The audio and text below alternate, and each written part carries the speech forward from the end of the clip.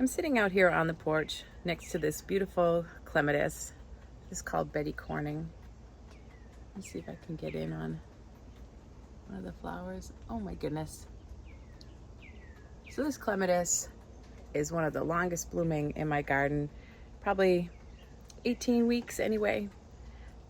It goes and goes and goes, and I don't deadhead it. You can see, I'm gonna go in again above here. There's a bud about to open, but there's also seed heads everywhere. It just keeps going and going and going. So it appears in a lot of garden, it will appear in a lot of pictures, a lot of my presentations, and certainly in tour videos. So I did a little walkabout today, and I took some footage of things that are looking fantastic in the garden today, and hope you enjoy them. And I do want to mention that I went by a Coleus I couldn't remember the name of, and I looked it up, and it's called, it's a Proven Winners color blaze, and it's called Mini Me, and it's one I'm definitely going to take cuttings of and bring in over the winter. And I also found out when I did the little, looked for the plant tech and then looked it up online, that it's a very late blooming Coleus, and that's why I haven't had to pick all the flower stalks off yet, because it blooms really, really late. So that's a stunning one. If you want to add it to your garden, great. Okay, so I'm going to do some July highlights of the garden, and we'll see you soon.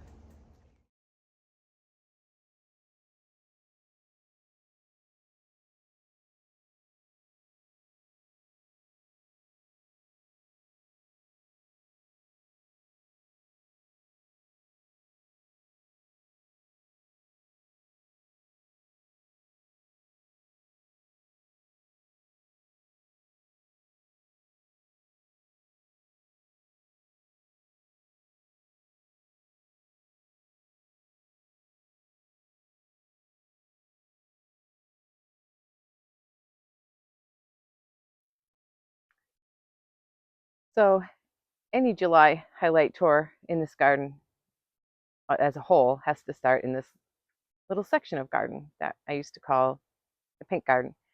And you can see this Monarda, it's just starting to go past right now.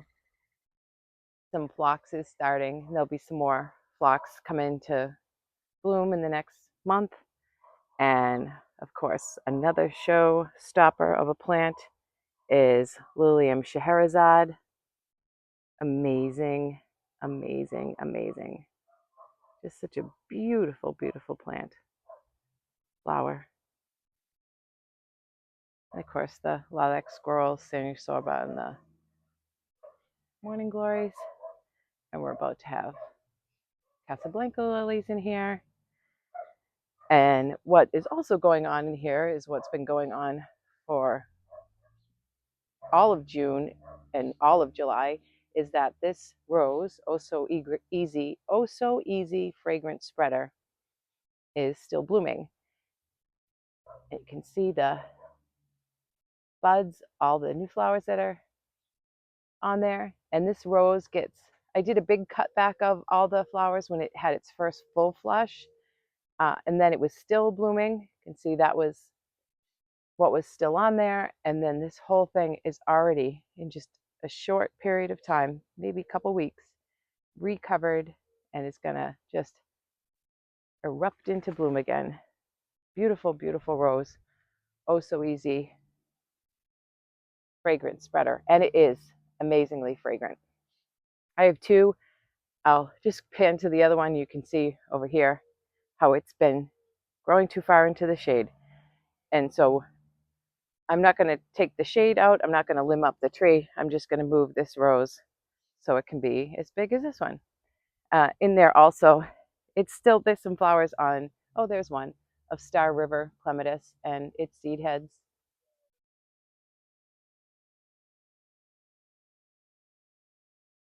This garden, this is its time right now. Well, I say that, but a month, 2 months ago, I would have said it was its time too. And then in the fall, I'll also say that. So I guess I shouldn't even bother saying that. But we're going to stop here. And we're just going to admire the begonias as we do, because honestly, just so amazing.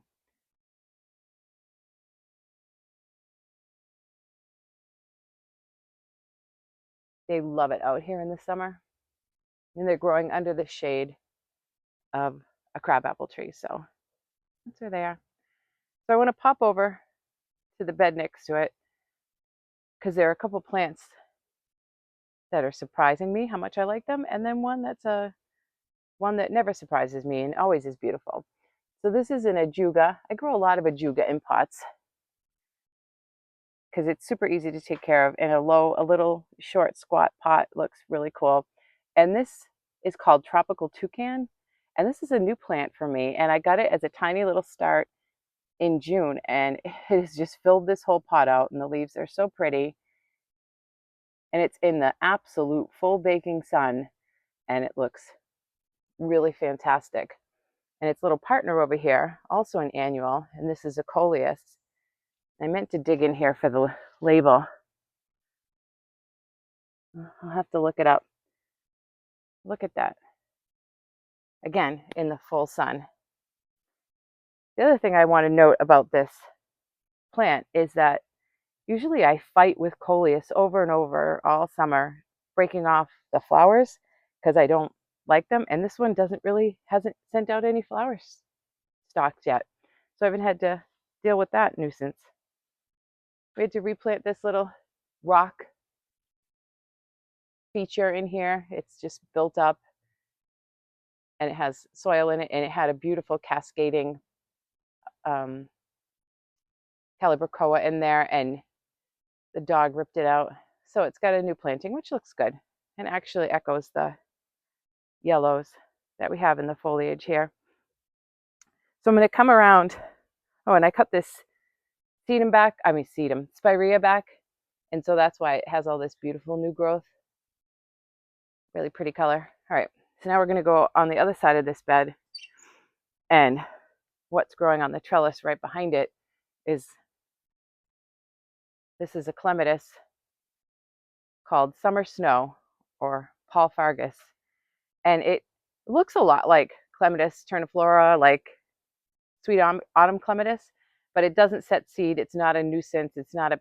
Actually, I don't think it ever here would get like a trunk like sometimes sweet autumn will get when it's been around for a while. But this blooms earlier, much earlier than the sweet autumn would here. Has the same kind of flower. And once this thing starts, it's just a powerhouse bloomer until frost. See all the buds on there? It's just amazing. The size of that thing, it's huge.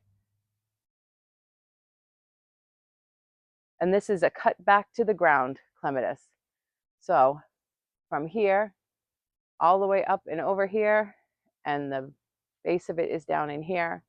That's all new growth from when it was cut back after winter. Might as well go over and look at sweet peas since we're here. Still have some, even though they don't like this heat at all. They're still trying to bloom in here.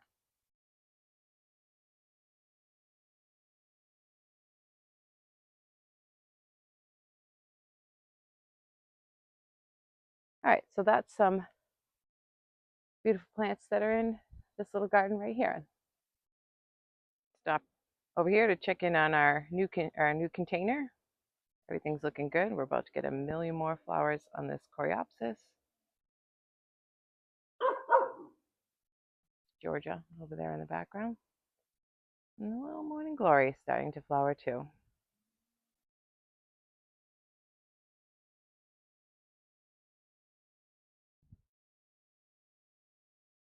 I don't usually come down to this front garden all too often. It's just planted with a whole bunch of, I guess, utilitarian plants. That hosta was actually a gift from a friend, and I don't know its name, but it's beautiful. Got some daylilies. But one cool thing that's going on down here right now is this is Symphoricarpus alba, which is a little native shrub in the honeysuckle family, which you can see if you look at the leaf arrangement. Look at those fruits. So cool. I have this planted in a few different areas in the garden, and I think this is the only place that has fruit right now. This garden is a mess, but mostly what it is on this side that we're walking down is raspberries, and they're a variety called Heritage that will give us fruit in August. And the other thing about this garden is, and I'm going to go on the other side of it too, is this stand of Gateway Joe Pyeweed. And I use this as a screen in the summertime. And you can see how it's all filled out in the back here. It's all right behind this little arbor. That's all. And it sort of gives us a little bit of a screening from the neighbor across the street when it's at its full height, which it is now. And it's just starting to bloom.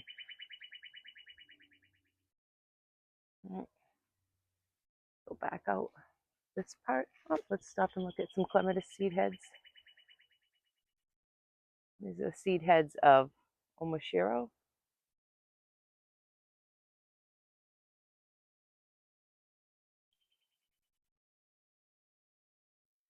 Over here, this garden is usually pretty quiet this time of year, except it does have a lily, same one, and it also has this. This is a native Monarda punctata, patata, don't know. Anyway, look at the leaf color on this thing. Amazing.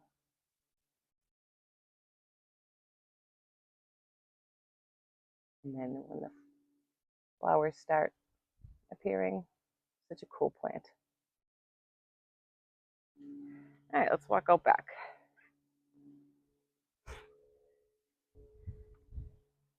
Again, pretty quiet back here. A few daylilies, ironbark, Weigela. I love foliage on that. Gorgeous, gorgeous, gorgeous. For this little bit shady back here, so it's kind of a part sun, part shade situation. Right where this is planted, the rest of this bed is sun, sun, sun. Lilac tree I planted a long time ago. It's never done really anything. I'm hoping this is its year to sort of get a growth spurt and get going. The trumpet vine on the arbor. It's another panicle hydrangea that should come into bloom pretty soon. It is so dry back here right now.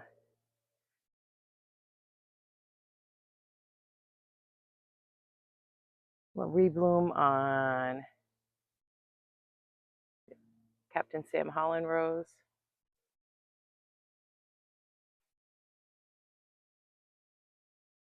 Clematis that's coming back after the rabbits ate it to the ground. It's got some good new growth on it. Container. Can handle all the dryness back here for sure. The daylilies can't handle the dryness. This container can. All right, go down the arbor. So I don't know if you've picked up as I'm walking this the edge of this daylily. That is nothing that's wrong with the plant. Bill's got a new propane weeder, and he got a little aggressive with it when he came down in here the other day. Getting pretty quiet over here. A little pollinator house. Oh, that clematis on that trellis is getting pretty big. Can't wait for that to bloom. All right. See what else is down here. The last thing of note in this garden are my peaches, which I actually remembered to thin this year. So we'll be having peaches probably by mid-August, end of August.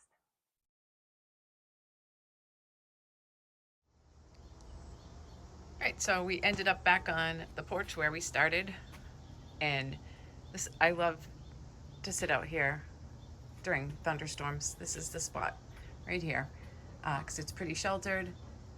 Got a crabapple tree in there, so you don't have wind-blown rain get on you, and you can hear the thunder, but you're not like terrified. But anyway, have not been sitting out here a lot because of this. So in this akebia,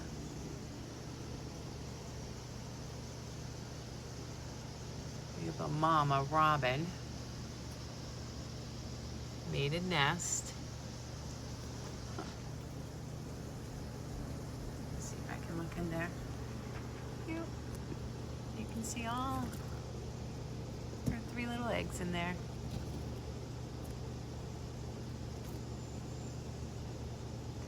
And every time I come out here, she panics and flies away into the shrubs over there. So I'm trying not to startle her too much. So today's thunderstorm, I don't know where I'm gonna sit. We'll see. All right, we'll see you.